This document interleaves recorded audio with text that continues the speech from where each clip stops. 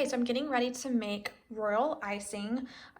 This has all been washed with dish soap, but just to make sure that there's not any residual oils left on any of my utensils, I like to run lemon juice over everything and wipe it down a second time just to make sure, because any tiny bit of oil can completely ruin your icing. It doesn't allow it to set up and it won't harden. It hardens more like a glaze. So I like to make sure that everything's completely clean before I start my batch.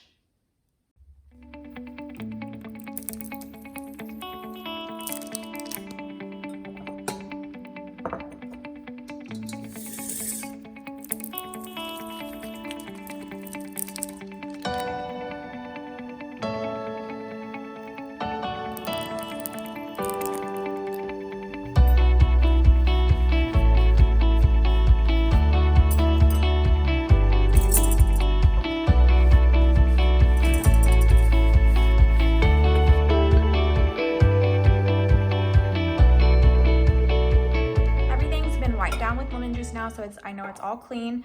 Now I'm going to be measuring out my meringue powder. My favorite brand is Jeannie's Dream Meringue Powder. It's a really fine powder, and I think it just tastes better, and it helps not clog tips like some of the more crystallized powders that I've used in the past. So this is a brand that I highly recommend.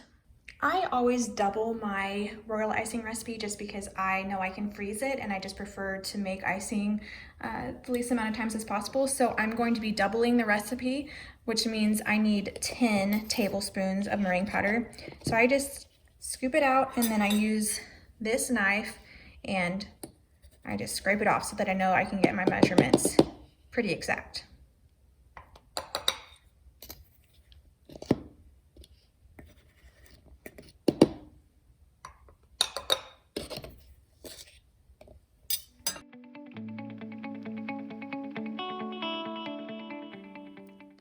Next, I'm going to do 2 teaspoons of cream of tartar. If you guys are just doing a single batch, then you'll just need 1 teaspoon, but since I'm doubling it, I'm gonna go ahead and do 2.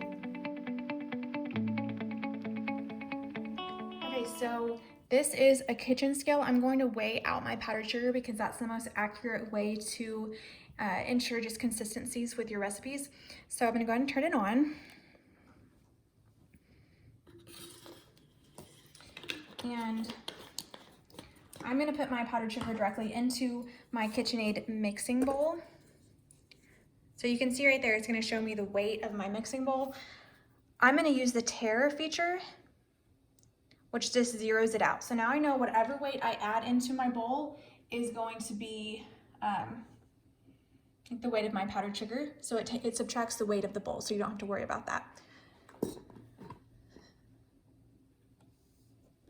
So I'm just gonna add in my powdered sugar, and you'll be looking for 36 ounces. I'm doubling it, so it's gonna be 72.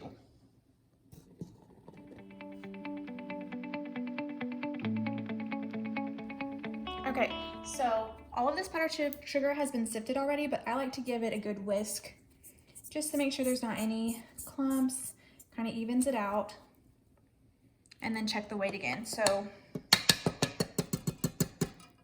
now it's at 71.9. So I'm just gonna add a little bit extra. There we go. So that's pretty much close enough. You can tell it's just kind of bouncing along that line. So we're gonna set this aside, and then in another bowl, I'm going to add in my vanilla.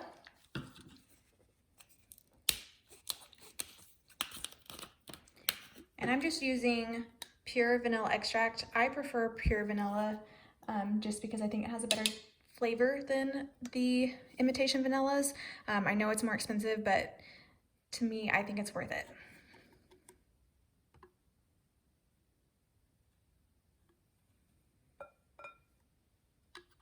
So your recipe will only call for 2 teaspoons, but I'm gonna go ahead and do 4 because I'm doubling.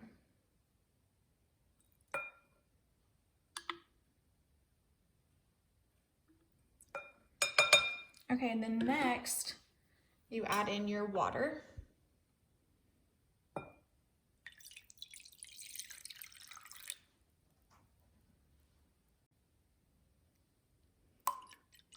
So for a single recipe, it's just 3/4 cup of water.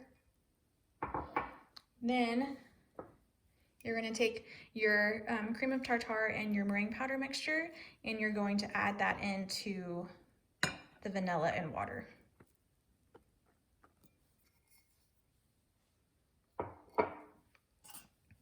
Okay, so then we just whisk this together until a foam starts to form on top.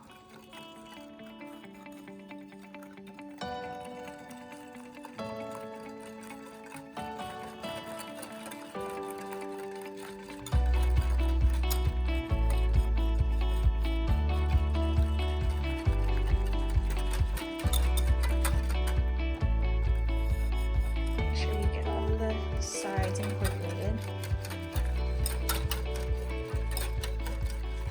When you're done, it should look something like that. So all of this is just pure powdered sugar. Now I'm going to add my water, vanilla, meringue foamy mixture straight into this powdered sugar.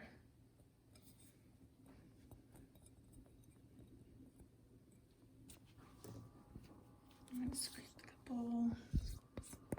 Another thing you want to make sure is that I always check my humidity levels. I just have a little humidity temperature gauge on my refrigerator, and I just like to make sure that it's between 30 and 45 is kind of ideal, maybe 50. The lower the humidity, the better when making icing. If it's too humid, your icing will become a flood consistency and it won't thicken up and it won't set, so that's not fun. Okay, so I just added this bowl to my mixer, and I'm gonna turn it on to the lowest setting and mix for about 8 to 10 minutes until this starts to set up.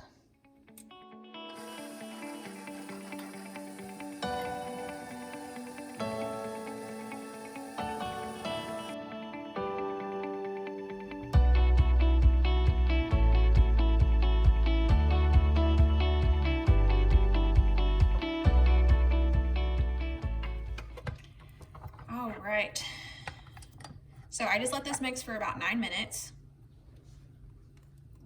And this is the consistency that we've got here.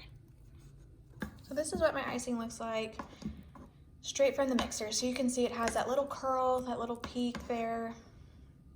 And that's what I kind of look for, is you don't want this to be a flood consistency. And that looks pretty good to me. So now I'm going to show you guys how I store my icings. So I use these little Tupperware containers. And what I'm gonna do is fill it with icing, and then I put saran wrap, plastic wrap on the top, and then I close it with this. And what that's gonna do is it's gonna protect that top surface layer from getting crusted over, because this icing dries really fast and it can get kind of crusty in the air, and then that'll clog your piping tips. And so doing it this way just helps keep that surface layer nice and clean.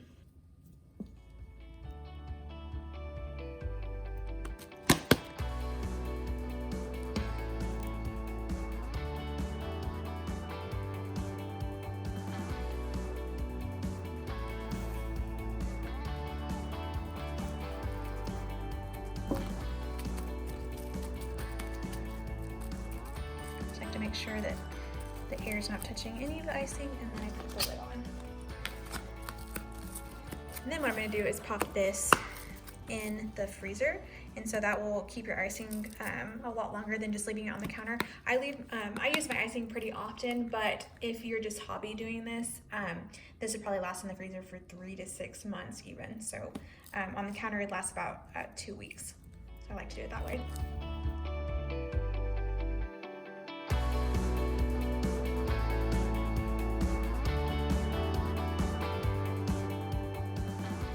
Quick little tip that I've been doing is right after I make icing, I get a clean knife and I add just a tiny bit of my icing to the tip of my knife, and I'm going to leave this out overnight, and by morning this icing should be hard. And the reason I do this is that I make my icing a day in advance. So tomorrow, before I start icing my cookies, I check this and make sure that this is hard, and if it's not hard, then I know that something went wrong with my icing, and it saves me from having to ice all my cookies thinking everything is fine and then find out that there's something wrong with the icing. So that's kind of a nice little pro tip to save you some time.